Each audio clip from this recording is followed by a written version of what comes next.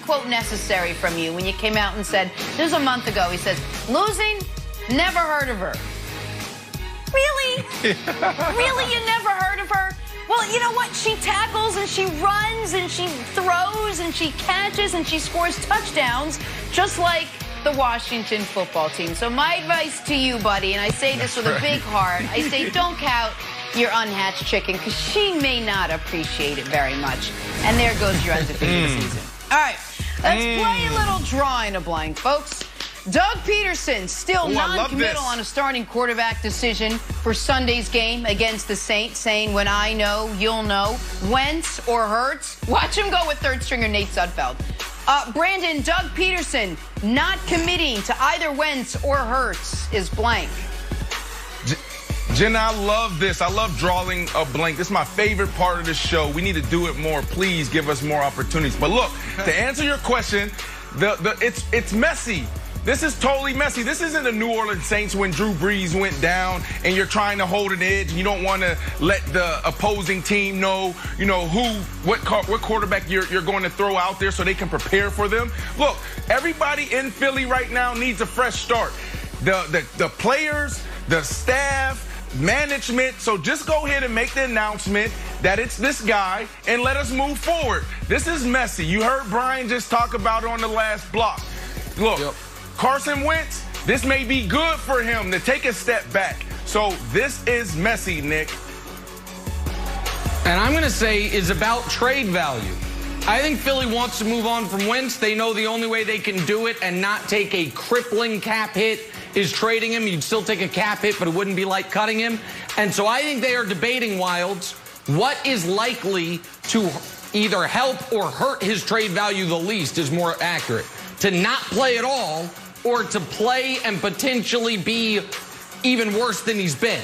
So I think they are not debating, do we want to go with Hurts? I think they know they want to go with Hurts. But the question is, does benching Wentz destroy our ability to trade him this offseason, which is the only way you don't go into next year with the 5th biggest cap hit in the league being Carson Wentz on your roster?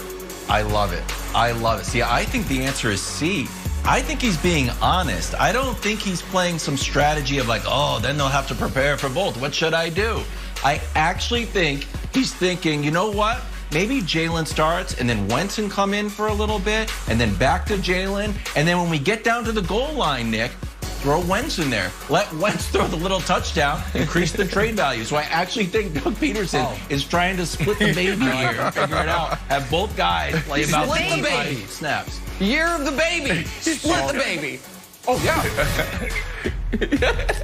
All right, on to New York now. Adam Gase fired defensive coordinator Greg Williams Monday after the all-out blitz disaster cost the team their first win. So, Brandon, the Jets' decision to fire defensive coordinator Greg Williams is blank. Yeah, Jenna, the call that shocked and rocked the NFL world. People scratching their heads. What is Greg Williams doing? Then he gets fired. Look, when I saw this question, the first thing that came to my mind was awkward. And it's awkward because, yes, he should be fired probably for this, right? Given the situation around the entire organization. But isn't Adam Gase going to be fired, too, at the end of this year? Like, look, Adam Gase is my receiver coach. Like him a lot. But at the end of the day, when you don't produce, we all got to face it. You're going to be shown the door. So it was awkward to see that they made this decision and let go the defensive coordinator when you're a few weeks away from letting go everyone. And then, my buddy Wiles also said, Brandon, do you know that Greg Williams' son is still on the staff? So the answer really should be super awkward because you fired my daddy and now you keep me on. It's just going to be awkward for the next couple weeks. My answer is January 14th, 2019. That was 694 days ago. That was the day of the infamous Adam Gase Crazy Eyes Killer press conference. I would argue yesterday was the first good day Adam Gase has had since January 14th, 2019. I think his life professionally has been pretty miserable since that moment. But finally yesterday he walked into the office. He's like, you know what? There's finally something happy on my docket. Hey, Greg, come down here. I got something to tell you. Get out of here. So I'm happy for Adam Gase. We all deserve moments of joy, and I'm sure firing Greg Williams was one of the few moments of joy he's had since he took over as head coach of the Jets, Wilds. Probably for Greg, too. I am going to go with this. My answer is greater than 0. And I know everyone thinks Adam Gase is 100% being fired. I'm not putting it at 100%. I'm saying there's a greater than 0% chance that he comes back. That's all I'm saying. I'm just going to put it out there. It's not a hot take. It's the most minimal commitment to a take. But the fact that he fired Adam Gase after they lost 12 consecutive games, this could have been done much earlier. It feels like there's some sort of commitment to Adam Gase. Just saying, it's a tiny take, Jenna. Just putting it, planting it there. He comes back. All right. Shocking. It's not a bad take. Not a bad take. It's just putting 1 penny on the roulette board. Moving on to the king now. LeBron joined RJ's podcast and dished on how he really felt when Kyrie praised KD as the first teammate he could trust in the late game situations. Bron said those comments from Kyrie, quote, hurt me a little bit. Nick, going to you. LeBron saying Kyrie's comments hurt me is blank. Is also how I felt. I was wounded by this. When I saw what World B Flat had to say about LeBron, I was like, really, man? Like, that's where you're going to go? This guy raised you from a pup? Took you from a 20-win team to 3 straight finals, could have kept going. You wanted to go spread your own wings, that's one thing. But now you're gonna tarnish the memories we have together? You're gonna every time you see the great shot against Golden State, be like, but what was he thinking? Was he thinking, oh, I better shoot this because we know LeBron can't make these? So yeah, Wilds, it hurt me too. So I feel, it's exactly how I felt in this situation. What? What's the okay? What? It's my answer. No, it's fine. It's a fair answer. It's a fair answer. The Road Tripping Podcast, my answer is goldmine. And everyone involved in it. Channing Frye, my friend Gina is involved in it. RJ, Allie.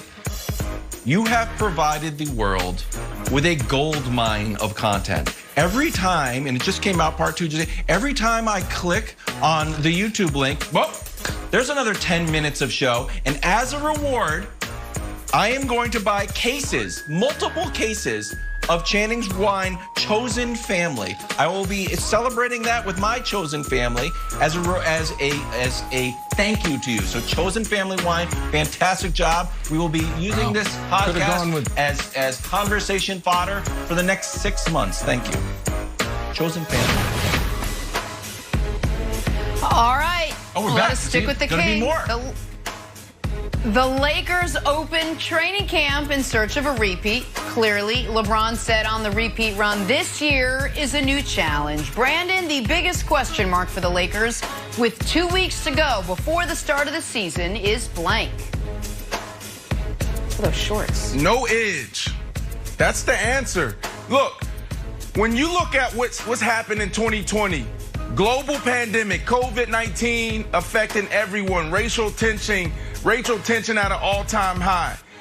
And you talk about coming back to sports, you have to first think about who has the proper leadership. And the reason why I leaned on the Lakers, the Seattle Seahawks, the Pittsburgh Steelers is because of leadership. So now that everyone has a plan and everyone's prepared for the new norm, COVID-19, they don't have an edge. So I want to see, now that it's back to an even playing field, how do they respond now? Because in the bubble, you have the edge because you have LeBron James. LeBron James is one of the all-time ultimate leaders. So now you don't have that. Let's see what happens. So my biggest question mark is LeBron going to get his 5th MVP? Now, I'm on the record. My MVP pick is Luka Doncic, my large adult Slovenian son. However, interesting. LeBron understands at this point, like, he knows he's getting to 6 rings. He knows he's getting the scoring title. And so it's like, what does Jordan have that I won't have? Jordan does have 5 league MVPs. LeBron has 4. Now, we all know in 2006 he should have won it over Nash, and in 2011 he should have won it over Rose. In 2017, he should have won it over Russ. Everyone acknowledges LeBron should have 7. But he technically only has 4. And so I am curious if LeBron adds that to his wish list this year, particularly because, Wiles, I would argue Giannis could average 40 and 20, and the media ain't giving it to him. You win 2 straight MVPs and you don't make it to the NBA Finals. They're not giving you the next one. So I'm very curious to see if LeBron cares about that or if he tries to get it for Anthony Davis. So for me, it's will LeBron chase the MVP this year? Because we know they're winning the title. I think that's a fascinating one, and I will use this to spice up your take. If he wants that MVP, how does he manage this season, Nick?